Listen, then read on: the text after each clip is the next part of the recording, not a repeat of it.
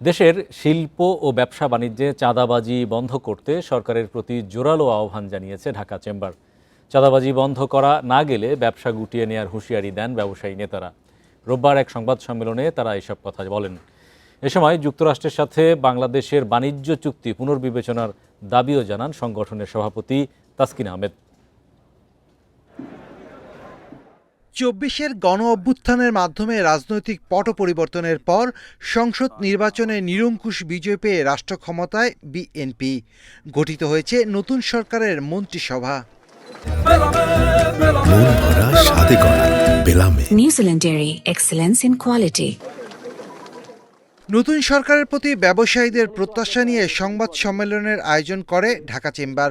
এ সময় সংগঠনের সভাপতি বলেন, আওয়ামী লীগ সরকারের সময়ের চেয়ে অন্তর্বর্তী সরকারের সময়ে চাঁদাবাজি বেড়েছে। তবে নতুন সরকার এটি বন্ধ করতে না পারলে অর্থনৈতিক স্থিতিশীলতা ফিরবে না বলে আশঙ্কা তার। চাঁদাবাজি কিন্তু একটা রোগ, আমাদের রক্তে ঢুকে গেছে। আপনি যখন পুলিশ প্রশাসনও তো চাঁদা খায়, ইনকাম ট্যাক্স অফিসারও তো চাঁদা খায়, ভ্যাট অফিসারও তো চাঁদা খায়। আমরা এই বাঙালি মানুষ যেখানে রক্তে রক্তে চাঁদা, রক্তে রক্তে আমরা ২ নম্বরই করার চেষ্টা করি, যখন আমরা ক্যান্টনমেন্টে ঢুকি সব কিন্তু সোজা। এ সময় তিনি বলেন, গ্যাসের মূল্যবৃদ্ধির কারণে উৎপাদনমুখী শিল্পে ব্যয় বেড়েছে। সংকট কাটাতে নিয়ন্ত্রক সংস্থার সক্ষমতা বাড়ানো জরুরি। ব্যাংকের নীতিসুদ হার কমানোর পাশাপাশি মূল্যস্ফীতি কমাতে বাজার তদারকি জোরদার করার পরামর্শ তার।